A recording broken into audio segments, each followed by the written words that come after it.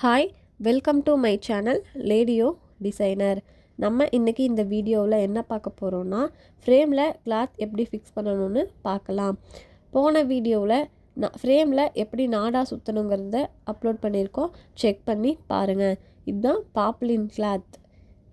நம்ம பேசிக் கிளாஸ்க்கு white colour Babylon cloth தான் தேவை. 1 மீட்டர் எடுத்துக்கோங்க. இதுதான் ஆரி ஃப்ரேம். இது ஆரி ஃப்ரேமோட அவுட்டர் லைன். நாடா சுற்றி இருக்கிறது இன்னர் லைன். இப்போது இந்த நாடா சுற்றி இருக்கிற இன்னர் லைனை கீழே வச்சு அதுக்கு மேலே தான் நம்ம பாப்லின் கிளாத்தை வைக்கணும்.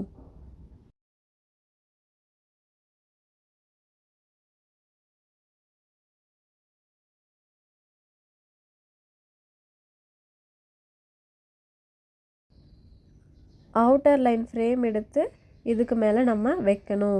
வைக்கும்போது கிளாத்தோட கார்னர் பார்த்து தான் வைக்கணும். கார்னரில் இந்த ஹூக் சைடு வரக்கூடாது. ஹூக் சைடு வந்து எக்ஸஸாக கிளாத் இருக்கிற சைடு தான் நம்ம வைக்கணும். ஹூக் வந்து ஏன் எக்ஸஸாக இருக்கிற இடத்துல வைக்கணும்னா, நமக்கு கிளாத் எக்ஸ்ட்ரா இருக்கும், அதை வந்து நம்ம மடித்து கிளிப் குத்துறதுக்காக தான் அப்படி நம்ம வைக்கிறோம். ஓகே, இப்போ ஹூக் சைடை லைட்டாக டைட் வச்சுட்டு பாருங்கள், நான் ஃப்ரேம் ஃபுல்லாக சுற்றி காட்டுறேன் எப்படி கரெக்டாக இருக்குன்னு.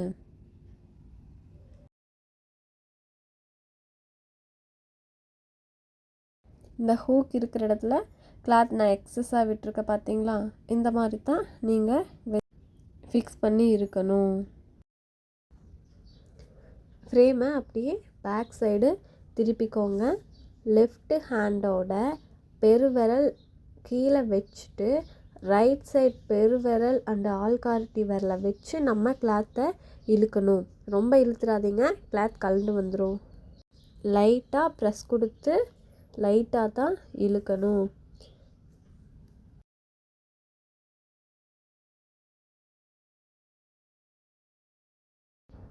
லெஃப்ட் ஹேண்டோட பெருவிரல் மேலே ஃப்ரேம்லையும் லெஃப்ட் ஹேண்டோட ஆள்காட்டி விரல் கீழே இருக்கிற ஃப்ரேம்லையும் நல்லா டைட்டாக பிடிச்சிட்டு நான் வீடியோவில் காட்டுற பாருங்கள். அதே மாதிரி கிளாத்தை ரைட் சைடோட ஆள்காட்டி விரல் ப்ளஸ் பெருவிரலை வச்சு நீங்கள் லைட்டாக இழுக்கணும். ரொம்ப வேகமாக இழுத்துறாதீங்க, கிளாத் வந்து கலண்டு வந்துடும். நான் வீடியோவில் காட்டுற மாதிரி மெதுவாக பொறுமையாக சுற்றி சுற்றி இழுக்கணும். ஃப்ரேம் ஃபுல்லாக இதே மாதிரி சுற்றி வரணும்.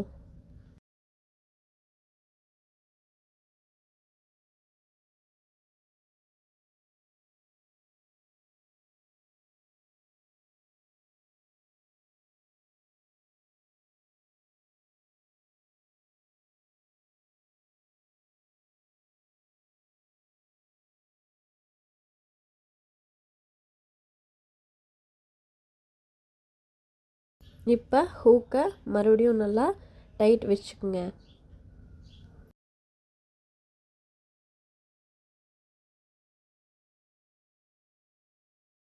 நான் ஃபஸ்ட்டு சொன்ன மாதிரியே லெஃப்ட் ஹேண்டோட பெருவிரல் அண்ட் ஆள்காட்டி விரலில் ஃப்ரேமை வச்சு ரைட் ஹேண்டோட ஆள்காட்டி விரல் அண்டு பெருவிரலை வச்சு கிளாத்தை நீங்கள் இழுக்கணும். லைட்டாக தான் இழுக்கணும். இதை அப்படியே 2வது டைமும் பண்ணுங்கள்.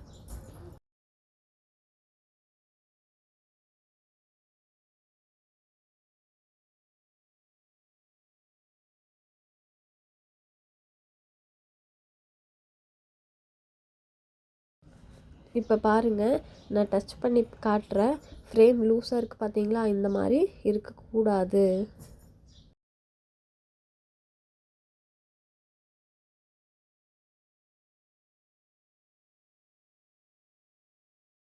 நம்ம ஃப்ரேம் வந்து இப்போ இந்த சைடு லூஸாக இருக்குது அப்படின்னா, இதோட ஆப்போசிட் சைடு தான் நம்ம ஃப்ரேமில் கையை வச்சு கிளாத்தை இழுக்கணும். அதே சைடு இழுக்கக்கூடாது.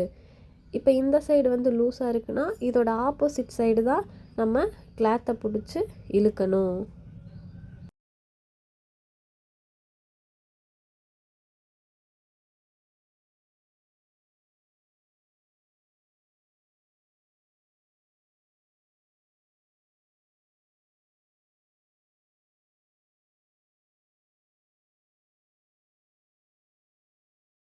இந்த மாதிரி ஃப்ரேம் ஃபுல்லாக சுற்றி வாங்க. இப்போ லாஸ்ட் ஒன் டைமாக ஸ்க்ரூவை ஹூக்கை நல்லா டைட் வச்சுட்டு மறுபடியும் ஃப்ரேமை லெஃப்ட் ஹேண்ட் சைடில் பிடிச்சிட்டு ரைட் ஹேண்ட் சைடு கிளாத்தை இழுத்தோம்னா போதும். 3 டைம் இந்த மாதிரி நம்ம பண்ணோம்னா கிளாத் நல்லா டைட் ஆகிக்கும். இதே மாதிரி ஃப்ரேம் ஃபுல்லாக சுற்றி வரணும்.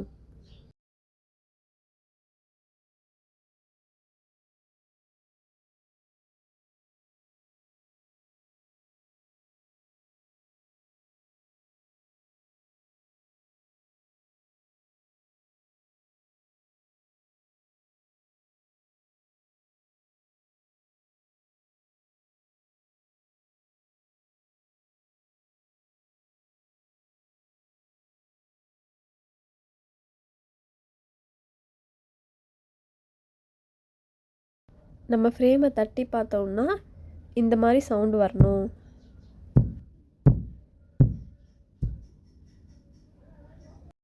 நான் ஃப்ரேம் ஃபுல்லாக உங்களுக்கு காட்டுற பாருங்கள், எப்படி நல்லா ஃபுல்லாக டைட்டாக இருக்குங்களா? இதே மாதிரி நீங்கள் டைட்டாக ஃபிக்ஸ் பண்ணிக்கணும். அப்போ தான் நம்ம ஒர்க் பண்ணும்போது ஃப்ரேம் லூஸ் ஆகாது, இல்லைனா கலண்டு வரும், நம்மளால் கரெக்டாக பண்ண முடியாது. இப்போ இந்த மாதிரி எக்ஸஸ் கிளாத் நிறையா இருக்குது பார்த்தீங்களா? அதை நம்ம நீட்டாக மடித்து எடுத்துக்கணும். நான் இப்போ வீடியோவில் காட்டுற மாதிரியே நீங்கள் அழகாக நீட்டாக மடித்து எடுத்துக்குங்க.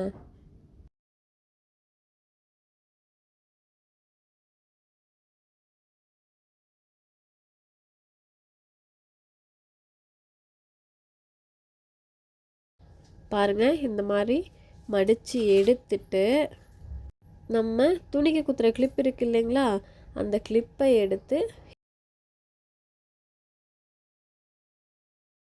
இந்த மாதிரி நீட்டாக கிளிப்பை குத்திக்குங்க. அதே மாதிரி இந்த சைடும் மடித்து இன்னொரு கிளிப் எடுத்து அழகாக நீட்டாக குத்திக்குங்க.